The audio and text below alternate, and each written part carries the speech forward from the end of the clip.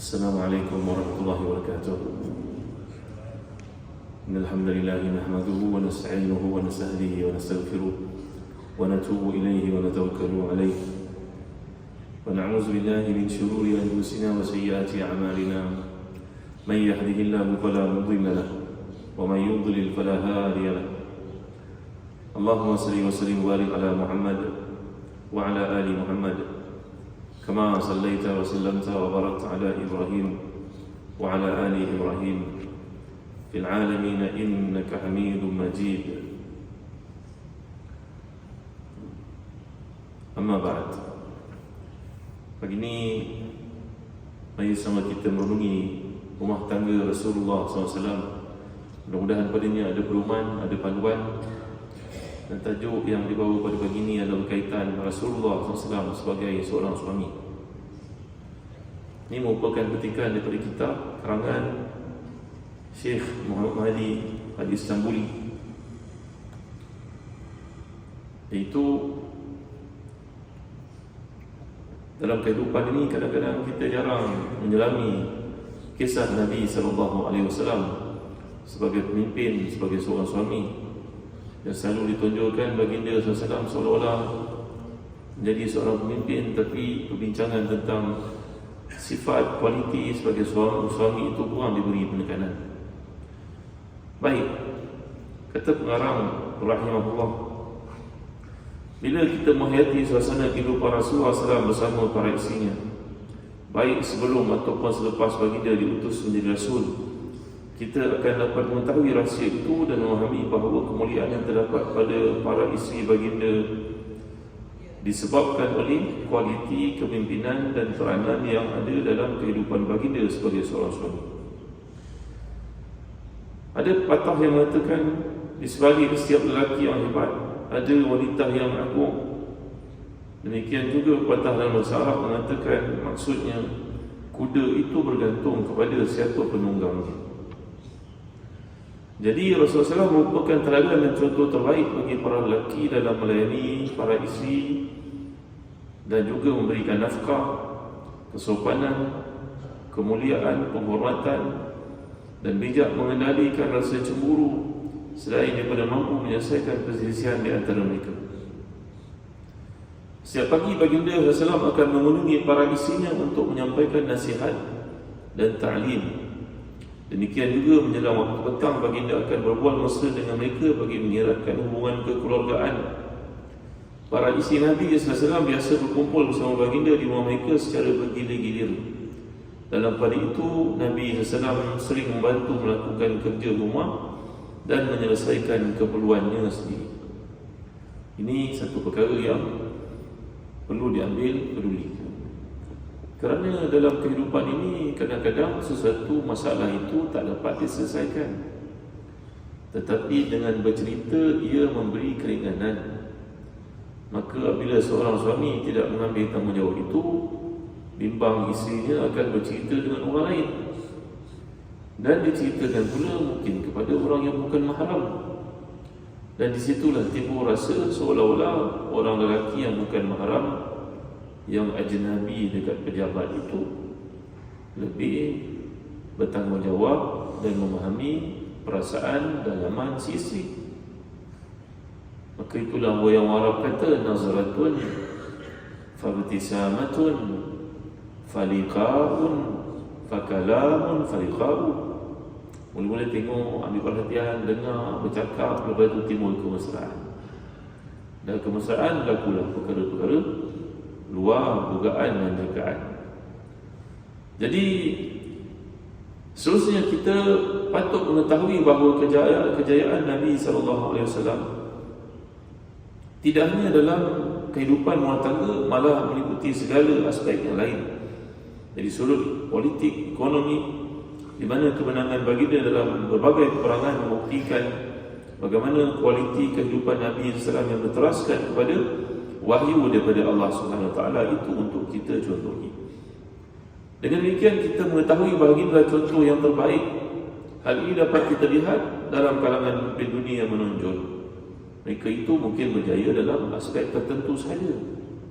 Semaklah mana-mana pribadi yang disifatkan agung dalam kepimpinan mereka pasti ada kelemahan. Ambillah contoh mana-mana orang yang berkemuka dalam dunia, kejayaan dari segi politik, ekonomi, bisnes. Kadang-kadang anak itu berkata, kalau sebut bab bisnes ni, ayah merupakan tokoh yang memang tidak boleh dinafikan. Tetapi dalam kerukunan dan juga adab rumah tangga, dia adalah lelaki yang paling gagal. Jadi tuan-tuan dimuliakan Allah sekalian, itu sebabnya kita melihat para ulama telah membahagikan sikap Nabi SAW dan kualiti yang ada pada baginda itu. Nombor satu, baginda adalah seorang suami yang sangat menyenangkan. Ramai yang beranggapan bahawa Nabi adalah seorang rasul yang sentiasa serius, kaku terhadap para isteri. Walhal perkara ini tidak benar sama sekali. Sebaliknya, baginda merupakan seorang yang menyenangkan, memperlihatkan wajah yang berseri-seri, bergurau senda dengan mereka pada waktu-waktu tertentu. Dan kalau tuan-tuan lihat dalam hadis riwayat Nasa'i, Nabi SAW pernah menjemput seorang penyanyi untuk menyanyikan lagu-lagu hiburan buat isterinya, contohnya Aisyah radhiyallahu anha. Bahkan Nabi sendiri telah bertanya kepada Aisyah radhiyallahu anha, kenal tak penyanyi? Aisyah yang ternyata jauh lebih muda daripada Nabi SAW menjawab, tidak, saya tidak kenal. Mana begitu up to date sekali maklumat Nabi SAW dalam konteks hiburan. Dan Nabi SAW telah pun mengatakan, kau nak tak kalau aku panggil datang menyanyikan untuk kau? Kata Nabi SAW, bagi menunjukkan ada kelonggaran dalam aspek-aspek tertentu. Maklumlah orang perempuan ni jiwanya lembut. Yang kita ni orang lelaki banyak komitmen di luar dan tanggungjawab. Isteri kita duduk di rumah sebagian besar daripada waktunya. Maka agaknya kalau memahami keadaan ini, tidak salahlah untuk isteri itu mengikuti perkembangan drama ke, hiburan ke, lagu-lagu ke, setakat mana yang tidak melalaikan. Dan ketika wanita itu menyanyi untuk Aisyah radhiyallahu anha, Nabi ada bersama-sama. Sampailah di satu part daripada nyanyian tersebut, Nabi mula berkata, tengok dah keluar syaitan daripada mulut dia, sallallahu alaihi wasallam. Kerana maklumlah seorang artis itu bila dia terlalu gembira, dia naik syekh, dia nyanyi lagu, dia punya tarian pula dah mula jadi luar biasa. Dan Nabi pun bergurau, tengok macam dia dah keluar dia punya syaitan daripada mulut. Macam mana nak kontrol seorang penyanyi, tuan-tuan? Kerana dia ada alam di sini.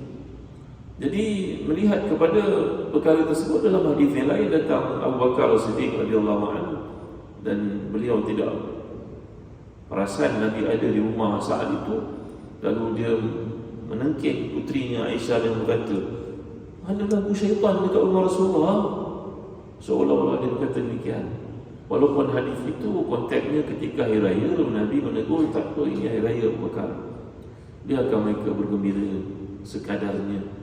Maka para ulama, di antara ulama-ulama Azhar seperti Syekh Yusuf Qaradawi dan daripada dahulu lagi termasuk Imam Al-Ghazali, menyatakan kepada hadis-hadis seperti ini, romantiknya kehidupan Nabi SAW itu dalam bab berhibur, asalkan hiburan itu tidak melalaikan mereka daripadanya, insyaAllah. Baik, Sayyidina Aisyah radhiyallahu anha berkata, demi Allah, aku pernah melihat Nabi berada di pintu kamarku, sedangkan pada waktu itu beberapa orang Habsyi sedang bermain tombak. Kemudian baginda menutupku dengan selangnya agar aku tidak dilihat oleh orang ramai, namun aku masih dapat melihat permainan mereka. Aku sandarkan wajahku di antara bahu dan telinga Nabi dengan menempelkan pipiku di pipi baginda sallallahu alaihi wasallam. Kemudian baginda bertanya, wahai Aisyah, apakah kau sudah puas dengannya? Aku menjawab, belum. Aku tetap melihat permainan itu di tempatku berdiri sampailah aku rasa puas. Dalam riwayat lain disebutkan Nabi SAW tetap diri menemaniku melihat main itu sehinggalah aku puas, kemudian aku pun beredar. Ini seolah-olah macam mau buat pencak silat. Jadi ada waktu Nabi SAW setia menemani isterinya dalam perkara-perkara sedemikian. Tujuan Rasulullah adalah memberikan contoh tauladan dengan melakukan berbagai bentuk kegiatan dan permainan bersama para isteri Nabi, agar setiap suami isteri dapat menikmati kegembiraan bersama pasangan hidupnya. Bergurau senda dengan pasangan bertujuan agar kehidupan suami isteri menjadi lebih ceria dan tidak membosankan, sekaligus melahirkan kehidupan yang lebih sihat. Sayyidina Aisyah radhiyallahu anha berkata lagi, aku pernah bersama dengan Rasulullah SAW dalam satu perjalanan. pada masa itu aku merupakan seorang wanita muda dan tubuhku masih ramping. Baginda lalu berkata kepada para sahabat yang turut serta dalam perjalanan itu, silalah kamu semua berjalan terlebih dahulu. Para sahabat pun mendahului kami. Kemudian Nabi berkata kepadaku, mari kita berlumba. Aku pun menyambut ajakan Nabi dan ternyata aku dapat mendahului Nabi SAW ketika berlumba. Beberapa waktu selepas itu, sebuah riwayat lain menyebutkan baginda telah lama tidak mengajakku keluar sehingga tubuhku agak berisi. Aku pun sudah lupa akan kejadian tersebut. Pada satu ketika aku keluar bersama baginda berkata lagi pada para sahabat, silakan kamu semua berjalan terlebih dahulu. Kemudian kami pun berlumba lari lagi. Dan pada waktu itu aku sudah terlupa tentang kemenanganku dahulu. Dan badanku telah berisi. Aku lantas berkata, bagaimana aku masih dapat medoahimu, wahai Rasulullah, sedangkan keadaanku seperti ini. Baginda berkata, mari kita mulakan. Aku pun melayani ajakan Nabi dan ternyata Nabi SAW mendahuluiku. Baginda tertawa sambil berkata, ini untuk menebus kekalahanku dalam perlumbaan yang lalu. Hadis ini riwayat Imam Ahmad dan juga Abu Dawud dengan sanad yang sahih. Tuan nampak ya? Jadi dalam hidup pada ini, kalau kita tak mampu buat seperti ini, boleh buat aktiviti yang lain. Umpamanya main badminton ke, main pingpong ke. Ya, tuan, tujuannya adalah untuk mewujudkan kemesraan dan menghilangkan keresahan. Nampak ya? Rasulullah juga pernah bersabda kepada Aisyah radhiyallahu anha, aku tahu bila kau menyenangiku, bila kau marah kepadaku. Bagaimana? Baginda menjawab, kalau kau menyenangiku, kau akan berkata dalam sumpahmu, tidak demi Tuhan Muhammad sallallahu alaihi wasallam. Tapi bila kau marah kepadaku, kata Nabi, maka kau akan berkata, tidak demi Tuhan Ibrahim alaihissalam. Sayyidina Aisyah menjawab, betul wahai Rasulullah SAW. Aku tidak akan meninggalkan kecuali hanya nama. Jadi Nabi ini punya perasaan kepada isteri sampai kepada kata-kata. Ya tuan-tuan, Aisyah radhiyallahu anha kalau dia suka, waktu dia suka dia jawab demi Tuhan Muhammad sallallahu alaihi wasallam. Tapi kalau dia marah dengan Nabi, dia jawab demi Tuhan Ibrahim alaihissalam. Nabi perasan kelakuan itu daripada Aisyah radhiyallahu anha. Maknanya kita ni dalam hidup, tuan-tuan dimulai sekalian, kena perasan pada benda yang kecil pada isi kita. Dia pakai tudung baru, kita puji cantiknya tudung, padahal kita juga yang beli kan. Cantiknya baju, oi handbag ni berkilauan, oi macam doktor pakar. Gunakan ayat-ayat sini kan tuan-tuan yang boleh sekalian. Masya Allah macam Puan Sri, Masya Allah macam Permaisuri. Susah ke tuan-tuan nak guna ayat seperti ini? Ya, kan kalau nak cakap kan rasa macam buang terlihat pula. Dah 40 tahun tak pernah cakap pun perkataan seperti ini. Tapi tuan-tuan, ia hanya akan timbul sebagai satu kenangan dan juga satu kesedihan bila dia sudah tiada di sisi. Jadi dalam Islam ayat kita untuk puji. Dah tak ada benda nak puji-pujilah. Masya Allah cantiknya susun pinggan mangkuk. Bersihlah, basuh macam-macam, basuh yang betul. Ibu kamu kalau gosok baju macam ni, puji tuan-tuan di Malaysia. Nampakkan kita menghargai. Macam Rasulullah SAW bergurau dengan Aisyah dan juga isteri-isteri baginda SAW yang lain. Baik. Yang kita bimbang kalau kita tidak melakukan demikian, maka yang memuji adalah orang yang tidak sepatutnya, yang mengambil kesempatan. Di sebuah universiti, seorang budak perempuan bercinta dengan seorang pemandu lori. Dia belajar kat universiti. Kita bukanlah menghina pekerjaan pemandu lori itu, tuan-tuan. Tapi di sebalik percintaan itu, kita mula memeriksa sebagai persyaratnya untuk bertanya, kenapa ya pemandu lori bawa sampah ini yang kamu pergi ikut dia? Tentulah tidak sekufu. Kamu belajar ke universiti, ada degree, nak jadi graduan, mungkin ni. Akhirnya dia berkata bahawa sepanjang dia hidup, tak pernah pun ayah ke, abangnya ke, adik lakinya atau orang kelilingnya baik-baik memujinya cara berpakaian. Setelah ini dia nak pergi ke kuliah, keluar dari hostel, pemandu lori sampah itu tegur, adik cantiknya baju, beli kat mana? Perkataan seperti itu boleh memikat untuk mendekati pemandu lori sampah itu, tuan-tuan yang mulia sekalian. Ini cerita betul, bukan cerita dia ada kan, tuan-tuan. Jadi sikap seperti Nabi SAW ini patut kita ikuti, berpandu kepada kerukunan, kebahagiaan dan juga penghargaan yang Nabi SAW tunjukkan. Yang kedua, kesabaran sebagai seorang suami. Seorang ulama pernah berkata, ketahuilah bahawa berakhlak baik terhadap isteri itu bukan sekadar menahan diri dari menyakiti mereka, bahkan mampu menanggung perilaku buruk mereka serta bersabar di atas kesalahan dan kemarahan mereka, sebagai usaha mencontohi Rasulullah SAW.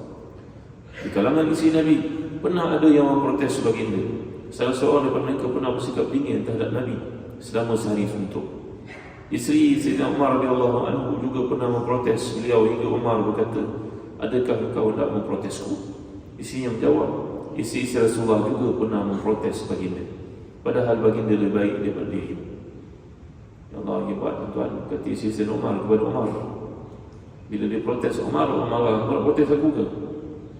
Jawapan isteri dia, aku protes sebab isteri Rasulullah telah memprotes Rasulullah, dan Rasulullah itu lebih baik daripada dia. Ya Allah, tuan-tuan, kalau dengar ayat ni pedih, tuan-tuan. Tapi hebatnya iman orang macam Umar Khattab radhiyallahu anhu. Ya, semua ini amal elok dijadikan teladan oleh para suami. Mereka hendaklah memiliki sifat santai ketika bersama keluarga, sebagaimana ditunjukkan Nabi SAW dalam kehidupan rumah tangga. Lebih-lebih lagi ketika berkumpul dengan isteri bagi menggembirakan hatinya, meringankan beban hidup yang lagi bersama, dan menghilangkan ketegangan setelah seharian bekerja. Kerana Allah menjadikan orang lelaki fizikalnya kuat, tapi di sudut dalamannya, di sudut sanubarinya, di sudut perasaannya tidak sehalus seorang perempuan. Terus seorang perempuan ni kalau dia nak keluar dari rumah, dia akan memikirkan apa benda dia nak pakai, padahal baju dia penuh setuan mahir. Dia rasa bersalah kalau pakai baju sama dengan baju raya tahun lepas. Dia rasa seolah macam orang tahu dia kenapa pakai colour sama kan? Orang tak ingat dah 365 hari itu, tapi isteri kita diingat. Dia takut nanti orang tanya, kenapa suami pakai baju tak bosok kan? Nanti mak mentua nampak. Kita tak perasan, tuan-tuan. Tapi inilah dia, kerana bila mempunyai isteri, bukan kerana dia satu cabaran.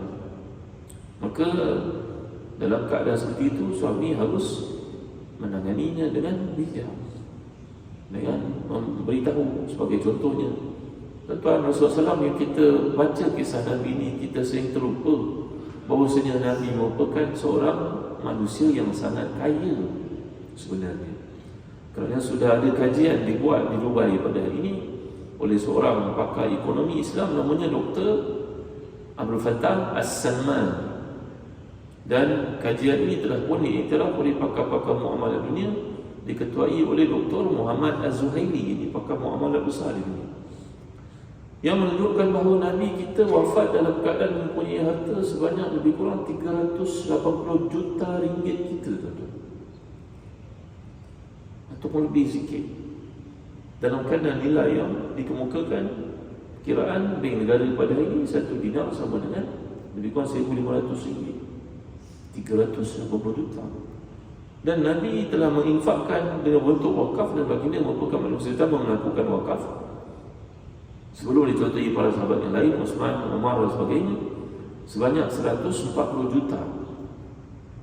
Kalau tak, bagaimana Nabi meninggalkan 9 orang isteri ketika wafat dalam keadaan di situ tidak boleh berkahwin, dan dia tidak ada pendapatan tetap daripada negara sebagai gaji manusia yang paling hebat. Rasulullah SAW sebagai pemimpin terbesar tak ada, semuanya tinggalan daripada Rasulullah SAW.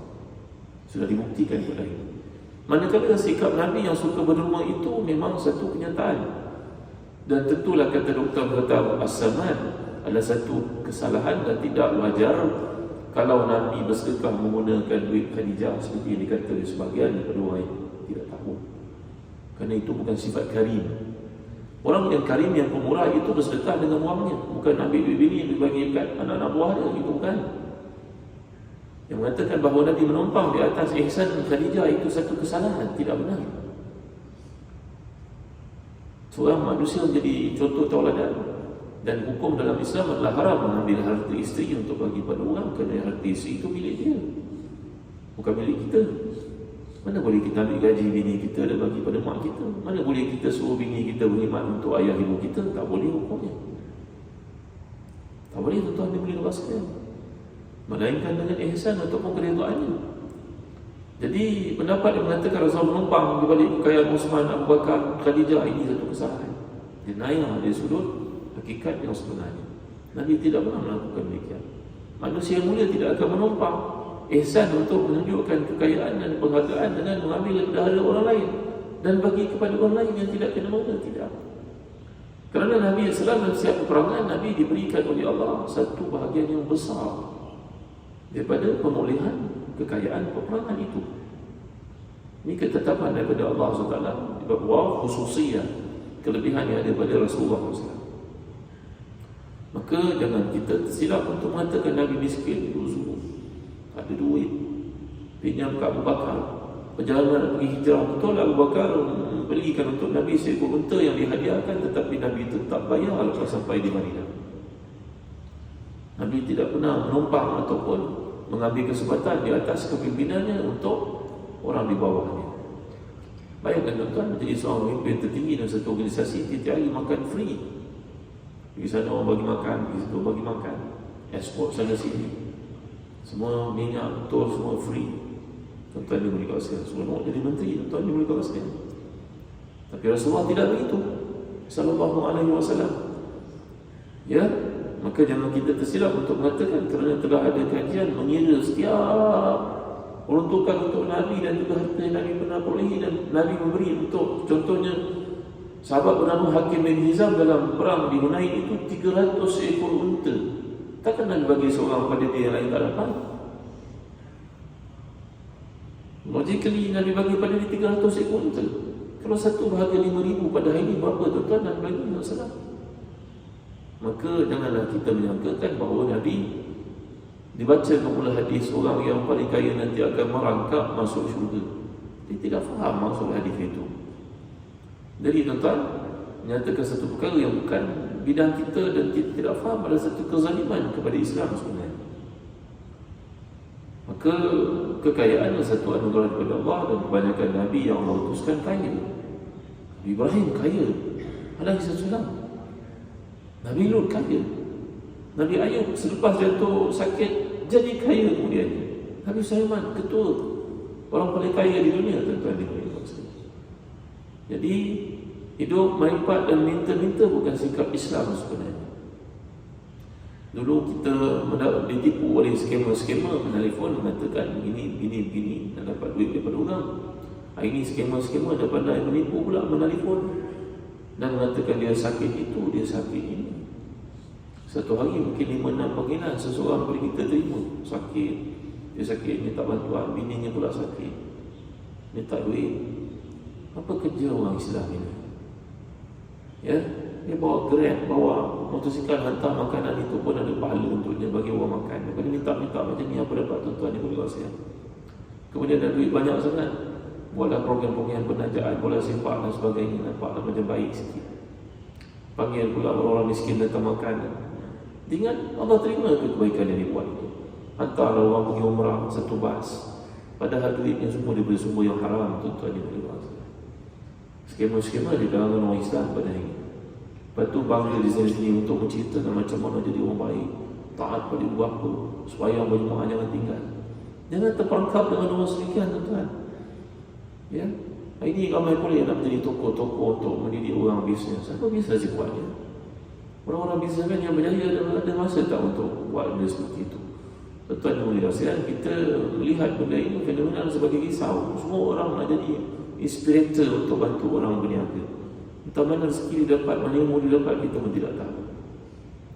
Tuan-tuan rahmati dan dikasihi sekalian, Rasulullah merupakan suami yang tegas. Di samping kasih sayang dan juga keprihatinan yang ada pada baginda juga merupakan suami yang tegas. Mari kita tengok contohnya. Pergaulan Nabi dengan para isteri dengan sifat lemah lembutnya, menyenangkan, kesabaran baginda untuk menyingkap kesalahan mereka, semua itu tidak menghalang baginda untuk bersifat tegas pada waktu-waktu tertentu. Tidak ada sempurna pendidikan melainkan dengan menempatkan sikap lemah lembut dan marah sesuai dengan tempatnya masing-masing. Kerana itu Allah Ta'ala telah menunjukkan satu mesej kepada Nabi untuk disebut kepada para isinya. A'udzubillahi minasyaitonirrajim. Ya ayyuhan nabiyyu qul li azwajika in kuntunna turidna al-hayata ad-dunya wa zinataha fata'alayna umatti'kunna wa usarrihkunna sarahan jamila wa in kuntunna turidna Allah wa rasulahu wad dar al-akhirata fa inna Allah a'adda lil muhsinati minkunna ajran 'azima. Wahai Nabi, katakan kepada para isimu, sekiranya kamu ini menginginkan kehidupan dunia dengan kemewahan perhiasannya yang indah, maka marilah supaya aku beri kepadamu mut'ah, iaitu seperti satu penghargaan. Aku lepaskan kamu dengan cara sebaik-baik. Namun sebaliknya, jika kamu inginkan keridhaan Allah dan Rasulnya serta kebahagiaan dan kemewahan akhirat, maka sesungguhnya Allah SWT menyediakan pahala yang besar bagi orang yang berbaik di antara kamu. Ayat ini merupakan teguran kepada para isi Nabi supaya jangan menonjol-nonjolkan kekayaan. Hari ini menjadi satu musibah bila semua orang nak menunjukkan kekayaan. Entah mana sumber yang didapat, seperti kita katakan, kita pun tidak tahu. Nak kata latar belakang perniagaannya umur baru 20-an, macam mana boleh jadi kaya dengan super macam tu? Sama ada dia menjual boleh tipu, ataupun dia menjadi orang mengumpul harta dengan cara yang haram.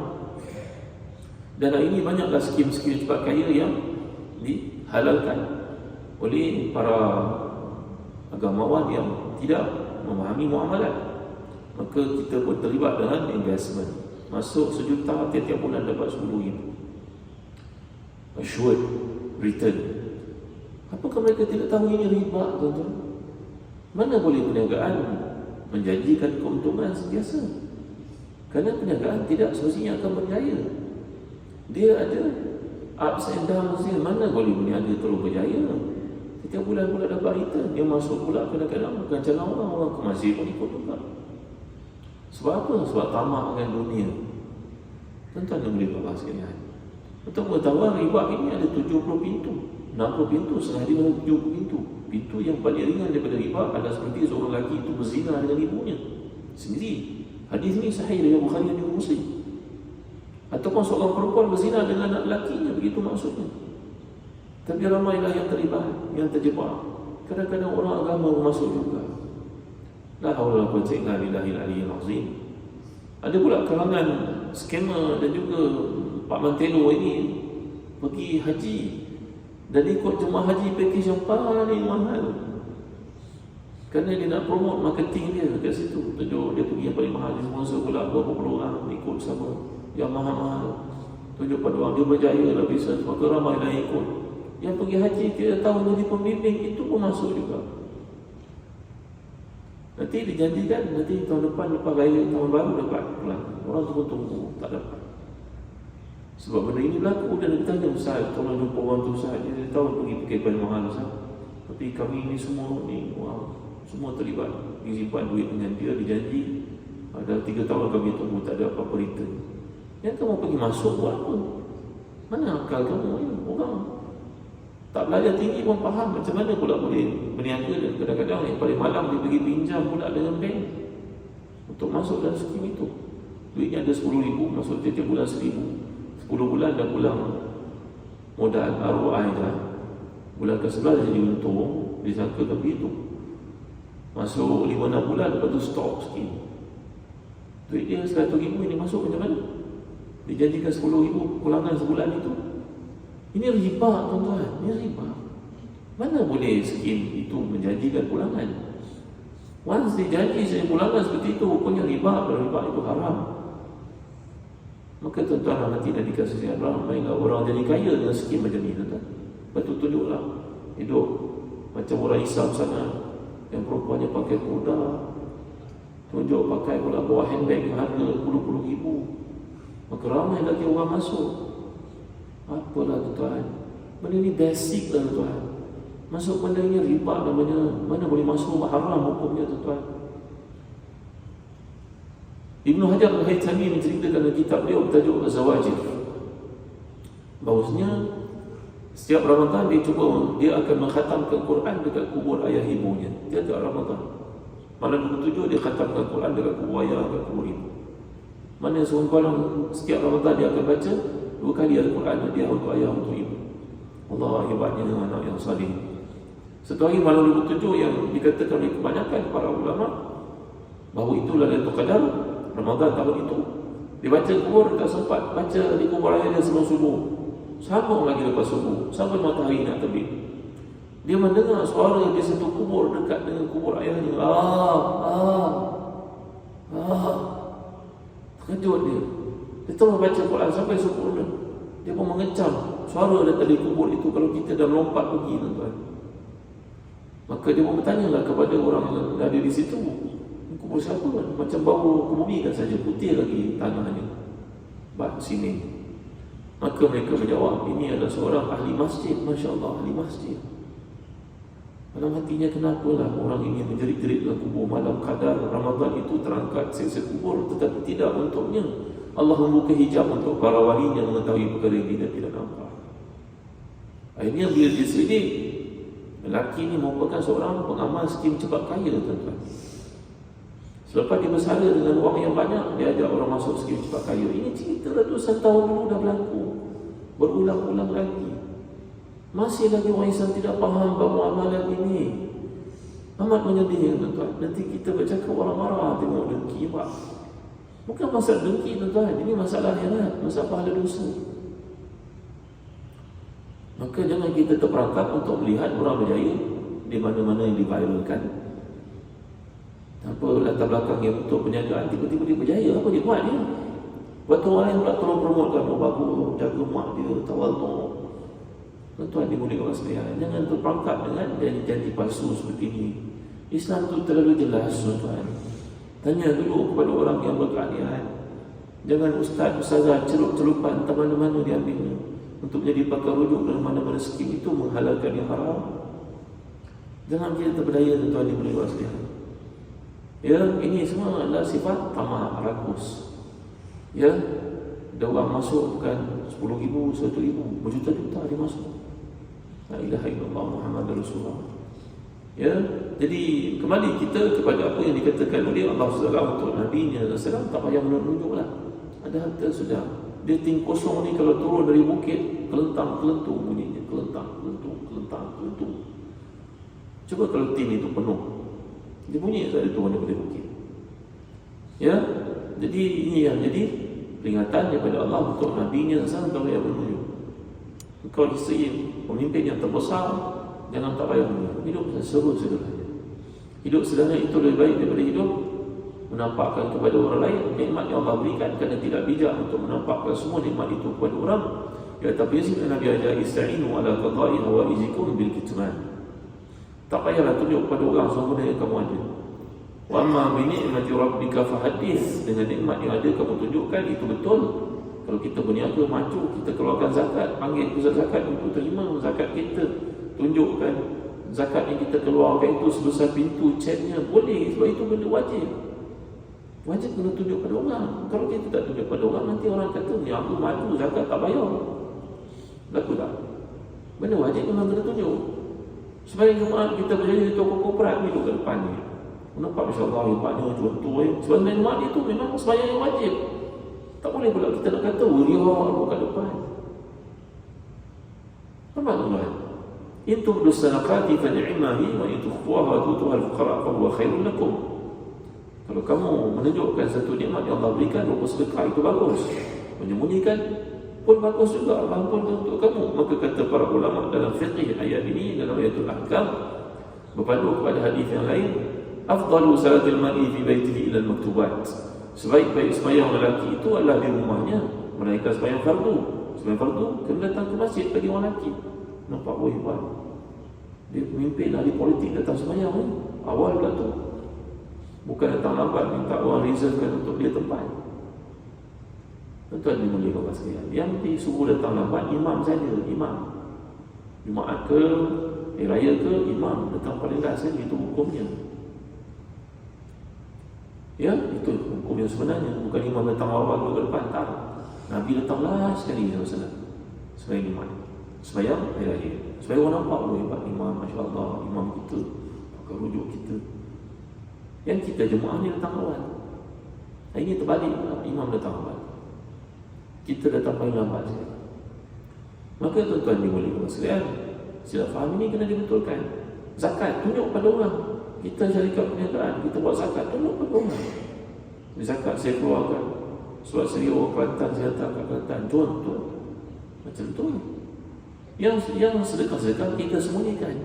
Hari ini dah terbalik. Zakat kita tak nampak dibayar. Yang dia pergi tunjuk, dia pergi kat bank, ada orang miskin, dia bagi, dia beli semua barang. Lepas tu dia tunjuk nama persatuan ni. Ini sunat tuan-tuan, ini bukan wajib. Cantiknya Islam, bila kita keluar zakat, maka orang tak minta bantuan dari kita mengatakan saya boleh bantu tapi tak banyak. Sebab semua apa yang diwajibkan atas saya bayar zakat, kena minta dia zakat. Zakat ada cara dia untuk check, go through, tengok, pastikan orang ni scammer ke, masalah kau betul-betul. Jangan jadi seperti ditunjukkan dengan cara yang profesional, kehidupannya selalu miskin, anaknya sakit, kat AJN tak ada duit nak bayar. Tunjuk pula kursi roda, muziknya sedih. Dia khabarkan oleh pusat zakat, rumah dia itu macam kondominium mewah. Kalau dia kumpul dia orang yang simpati atau video yang diviralkan pun berlaku juga.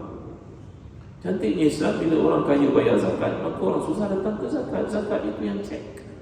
Bukan kewajipan itu ke atas ahli korporat yang pergi layan lagi satu hari sampai penuh atas meja ni minta ilmu. Kadang-kadang budaya di kalangan kita pun kena betulkan tuan-tuan. Tengok je orang berjaya sikit minta duit, nak minum petang pun tak ada duit. Kamu pegawai-pegawai kerajaan jusasi kan, gaji berapa ribu, belah ribu, 10 ribu ke atas, takkan nak minum petang pun tak ada duit, minta duit kau orang. Tuan dimuliakan maksudnya. Betul kan? Kerja kerajaan gaji 8 ribu, 10 ribu sebulan, takkan nak minum petang pun tak ada duit. Kumpul lah duit sama-sama. 100 orang kalau kumpul 4 ringgit dan 4 ribu, lepas minum petang, high tea. Nak makan malam sekali pun makan lah. Ni dia minta kawan toko korporat, sikit-sikit minta, sikit minta. Ni budaya tak betul lah tuan. Ini kena dibetulkan. Seorang kawan berniaga dengan satu institusi kerajaan negeri. Niagaan yang bagus, alhamdulillah berkembang. Maka datang permintaan untuk makan malam bersama dengan ahli politik, dengan ketua-ketua bahagian dan ketua kampung dan sebagainya. Apa saya pula kena bagi ya? Kerana kau dapat bisnes dengan kami, kenapa kau tak minta dengan Cahaya Nur Alif yang dapat dari banyak projek berbanding dengan saya? Ini nama hati tak betul tuan-tuan, tak lurus. Untuk cakap benda ni sedia tau, tapi ini adalah sikap pegawai-pegawai kerajaan. Kita boleh tengok orang Melayu ni berniaga, gaya tu dia sikit dia pergi. Mana boleh tapau, boleh tapau. Orang tu lebih kaya, dia tu minta pada orang tu, tak mau pula dia. Minta dengan orang Melayu juga, dia keruk punya habis-habisan. Segala benda dia nak buat semua dia kena minta ke orang-orang Melayu, orang Islam berniaga. Pada orang berniaga Islam itu berapa besar sangat kan? Oh sangat besar sangat makin. Maka tuan-tuan dimuliakan sekalian, hidup ni biar berpada-pada lah, bersederhana. Tak payah berlagak. Ada pula kadang-kadang jabatan makan, minum dan sebagainya kena pergi ke Festa. Tak boleh hotel-hotel orang. Apa salahnya pergi ke hotel orang Islam? Dekat Ampang ada, dekat mana ada. Tak mau. Kena Festa di hotel. Tuan-tuan nak hati demikian sekalian. Ini semua sifat nak berlagak, nak bergaya. Nak buat apa tuan-tuan? Universiti kita pun banyak menjadikan tempat kemudahan untuk berjumpa, meeting dan sebagainya. Kenapa tak pergi? Tapi nak pergi mesti pergi tempat. Ada pula yang bagi arahan. Ni tuan dapat perniagaan dengan kami ni, maka kami dah lama sejak MCO tak datang. Ni guru-guru besar, pengetua nak pergi duduk kat Kuala Lumpur, kami datang daripada jauh.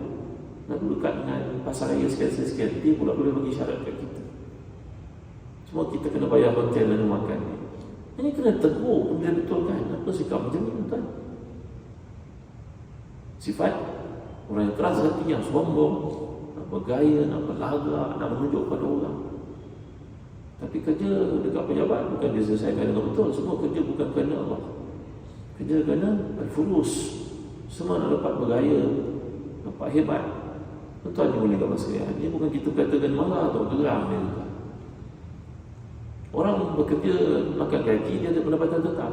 Orang berniaga tidak tentu. Ada rezeki ada, tak ada rezeki susah. Bergolok bergadai, terpaksa melepaskan banyak macam kepentingan untuk bagi staf ada duit. Kan? Tuan-tuan ni boleh masalah. Kadang-kadang kalau menjadi majikan, pekerja itu dapat cuti sekarang beranak 3 bulan. 3 bulan. Bulan pertama dapat gaji penuh, bulan kedua gaji penuh. Bulan ketiga, nak masuk bulan ketiga dia tiada resignation. Berlaku. Tapi kalau dia pergi ke mahkamah umum, nanti dia berjaya. Majikan akan kena. Semua orang cerita tentang kebaikan bagus dan siapa nak jadi tuan-tuan, cuti begitu banyak. Nanti dapat anak 3 bulan, cuti lagi, anak sakit lagi, majikan kena bayar lagi. Macam mana orang Islam nak berjaya dalam perniagaan, tuan-tuan? Ini adalah sikap, sifat. Kalau kita telefon, lama nak angkat. Saya faham sekali masih sibuk, macam tu. Telefon kan masih lagi sibuk, jangan telefon lagi. Apa dia buat? Dia sedang melayari laman sesawah, membeli barang daripada online. Dia sedang bersiap-siap untuk pulang. Pukul 5 on the dot dia mesti check out, keluar. Tengah waktu bekerja dia pergi sana, pergi sini, hantar isi, ajak bini pergi makan, hantar nak pergi sekolah semua. Tak mau kira, tapi dia mesti balik tepat pada waktunya. Nanti ujung tahun dapat hadiah pekerja terbaik. Tuan-tuan dimulakan sekalian. Inilah hidup bahana kerana terlalu banyak. Ya, dalam hidup ini berhibur, tengok benda-benda melalaikan. Tengok semua benda masuk dalam fikiran ni, nak berhibur, nak senang dan gembira, tak nak tanggungjawab. Ya, inilah masalah yang berlaku kepada sebagian daripada umat Islam, tidak keseluruhannya. Baik, ayat ini tadi turun kerana tindakan isteri Nabi yang menuntut tambahan dan perhiasan. Nabi dah bagi yang seram, maka masa tidak cukup kerana perlombaan yang timbul pada sebahagian mereka kerana melihat orang lain lebih kaya. Seperti yang kita katakan tadi, kadang-kadang orang ini kaya bukan kerana harta dia, tetapi memang sikap dia menunjuk-nunjuk. Jangan terikut dengan orang, tuan-tuan. Ada setengah-setengah negeri dekat Malaysia ni, orang perempuan dia nak dapat duit, dia kena pakai emas. Kejayaan itu diukur pada emas, penuh emas dekat tangan dia. Kalau kita datang daripada negeri lain, bukan begitu, kita akan tengok amboi kayanya. Kerana orang itu dia tidak ada benda lain melainkan mengumpul emas. Itu kena zakat tu. Tuan-tuan dimulai emas dia. Ya, orang lain mungkin tidak ada emas banyak macam tu, tapi dia banyak travel. Dan bila kita yang banyak travel ni, tengok orang banyak kaya je dia, kan? Jadi sakit hati itu, tuan-tuan. Nampak kan? Di samping itu Allah menurunkan ayat itu untuk memberi pilihan kepada mereka sama hidup bersama dengan Nabi, bersabar di atas sebahagian kekurangan yang kadang-kadang dialami atau kembali kepada keluarga masing-masing. Akhirnya mereka milih untuk mentaati Allah dan Rasulnya. Dan itulah yang akan menjadi habuan untuk mereka di akhirat. Imam Muslim mengisahkan dalam kitab sahihnya daripada Jabir bin Abdullah, beliau berkata, pernah satu ketika Abu Bakar radhiyallahu anhu minta izin kepada Rasulullah untuk memasuki rumah baginda. Namun pada waktu itu ada sahabat lain yang sedang duduk di hadapan pintu rumah Nabi. Tidak seorang pun dari mereka diizinkan masuk. Tiba-tiba baginda mengizinkan Abu Bakar. Walaupun ketika kemudian Umar pula dibenarkan masuk. Setelah masuk, Abu Bakar dan Umar mendapati Nabi sedang duduk bersama dengan para isteri dalam keadaan sedih. Abu Bakar berbisik dalam hatinya, aku akan mengatakan satu yang buatkan Nabi tertawa. Abu Bakar berkata, wahai Rasulullah, akhirnya kamu tahu tentang kejadian isiku yang minta tambahan nafkah daripadaku. Lantas aku berdiri lalu menepis tekuknya. Nabi pun tertawa. Sebagaimana yang kamu lihat, mereka iaitu para isiku sedang minta tambahan daripadaku. Ya tuan-tuan, Nabi dalam suasana itu tidak mampu untuk memberi kepada para isinya kerana permintaan lebih yang diminta oleh mereka. Abu Bakar leka-leka faham situasi itu dan dia pun buat lawak kepada Nabi, mengatakan, Rasulullah, isi saya pun minta lebih, Rasulullah, saya pun tak mampu nak berikan. Padahal Abu Bakar seorang yang kaya. Maka Nabi pun senyum, ketawa Nabi. Ketawanya Nabi sampai nampak busi lawak yang Abu Bakar buat. Maka Nabi mengatakan, betul lah, ni nampak Abu Bakar bercakap dengan sama. Kerana sikap permintaan Nabi itu yang menjadikan Nabi stres sallallahu alaihi wasallam. Seterusnya Abu Bakar dan Umar bertanya kepada puteri mereka masing-masing, kamu masih ingin minta satu yang tidak dimiliki oleh Nabi ke? Aisyah dan Hafsah menjawab, demi Allah, kami tidak akan minta lagi kepada salah satu yang tidak dimiliki oleh baginda. Jadi Abu Bakar tanya pada puterinya Aisyah radhiyallahu anha, kau menyusahkan Nabi ya? Umar radhiyallahu anhu bertanya pada puterinya Hafsah, kau jangan susahkan Nabi tau. Nabi dah bagi cukup lah. Seolah macam tu mereka meletik kepada puteri masing-masing. Nabi telah menjauhi isterinya selama 29 hari ataupun sebulan hingga turunnya ayat sebagaimana yang tersebut. Jadi kerana Nabi dalam keadaan stres, tertekan atas sikap isterinya pada waktu itu, Nabi telah pun beruzlah lebih kurang sebulan tidak bersama dengan mereka. Kerana tertekannya Nabi sampailah turun ayat yang melegakan baginda dan memberi pilihan kepada para isteri ketika mereka dalam kesusahan. Jadi hidup ni seperti roda, sekejap di atas, sekejap di bawah. Ini ayat yang turun ketika Nabi memang dalam kesukaran pada masa itu. Ya, jadi ada waktu kita kena sedar, ada waktu kita susah, ada waktu kita senang. Hidup ni tidak sentiasa di atas. Baik, selepas ayat ini turun, maka Nabi telah pun berkata kepada para isteri bermula dengan Aisyah, "Wahai Aisyah, sesungguhnya aku tidak ingin menyampaikan satu perkara kepadamu. Sungguh aku ingin menyampaikan satu perkara kepadamu. Aku harap kamu tidak terburu ambil keputusan." Aisyah bertanya, "Apakah perkara itu, wahai Rasulullah?" Baginda kemudian bacakan ayat itu. Aisyah bertanya kembali, "Apakah dalam urusan begini aku minta pertimbangan daripada orang tuaku? Serta aku memilih ketaatan Allah dan juga Rasulnya serta kebahagiaan akhirat. Selain itu, aku juga ingin mohon agar jawapanku tidak beritahu kepada isteri yang lain." Nabi menjawab, "Tidak seorang pun dari mereka bertanya kepadaku, melainkan aku pasti akan beritahu kepadanya. Sebabnya Allah tidak mengutusku untuk menimbulkan kesusahan dan kesesaran, melainkan memberikan bimbingan dan kemudahan." Jadi di sini sikap profesionalnya Nabi SAW. Beritahu kepada Aisyah, aku kena beritahu kerana aku seorang Nabi, maka tanggungjawab aku adalah menyampaikan. Tak ada benda yang boleh disembunyikan. Maka ayat ini dibacakan. Jangan ada orang jahil yang berkata, melihat pada tafsiran ayat-ayat seperti ini, lantas dia berkata, tengok jangan mengumpat keluarga Nabi. Ada orang cakap begitu, jangan mengumpat keluarga Nabi. Ini orang jahil, tuan. Ini kan firman Allah ni. Kerana Nabi adalah contoh untuk diikuti. Yang baiknya banyak, silapnya pun ada juga. Kerana bagi dia seorang Nabi, silapnya bukan berkaitan dengan dosa, itu berkaitan dengan kesilapan tadbir. Maka Allah tunjukkan untuk dipelajari. Kalau semuanya benda betul dan kita tidak tahu mana yang salah, maka kita pun akan jam. Kita pun tak tahu mana yang betul dan yang salah. Ada salah, dinyatakan, jangan dibuat. Tiba-tiba ada orang jahil akhir zaman yang berkata, tak boleh cerita ini mengumpat keluarga Nabi. Ini jahil ini apa dia bukan? Orang baca kepada kau ayat Quran, kau tak mau dengar. Kau mana-mana yang pula bercakap. Belajarlah kalau tak tahu. Islam ni bukan ekologi. Kalau ekologi, maka tentulah menyapu di bahagian bawah khuf itu lebih betul daripada menyapu di bahagian atasnya. Orang pakai khuf. Kat negara Siuk dia pakai kasut kulit. Kasut kulit ini bila kita nak kat sembahyang, batal wudu, tak perlu tanggalkan kasut kulit itu kerana sejuknya negara tersebut memerlukan daripada seorang kita ambil air setakat yang letak dekat tangannya sapu ke atas bahagian kasut tersebut. Stokin kulit itu ataupun stokin tebal itu difatwakan boleh juga untuk negara yang sangat sejuk. Tak payahlah dibasuh di bawah, padahal yang kotornya adalah di bawah, yang pijak itu di bawah. Tetapi Nabi kata kalau agama itu ikut logik akal kamu, maka bawah kasut atau stoking kulit itu yang lebih wajar untuk dibasuh, bukan atasnya. Tetapi Allah suruh sapu di bahagian atasnya. Kerana Islam itu ikut sami'na wa ata'na. Ada perkara dibenarkan untuk berfikir, ada perkara hanya ikut saja. Itu namanya Islam, tunduk, patuh, ikut. Baik, inilah dia cerita tentang Nabi kita seserah. Dan banyak lagi perkara lain yang boleh kita pelajari, insyaAllah sama lagi pada kuliah akan datang. Apapun kita dapat melihat 3 kualiti Nabi SAW yang telah dinyatakan tadi. Sikap Nabi, kasih sayang, layanan, perhatian, mendengar. Nabi melihat Aisyah sakit, Nabi SAW berkata kepadanya, kau sakit Aisyah? Aku pun sakit juga. Jangan kita mengatakan Nabi tidak pernah sakit, itu salah tu. Nabi sakit SAW. Di akhir-akhir Nabi itu sampai dijemput banyak pakar perubatan untuk merawat Nabi, seperti disebut oleh Syekh Abdullah Al-Kantani. Di kalangan yang merawat Nabi itu ada ramai doktor-doktor Kristian. Ada merawat Nabi.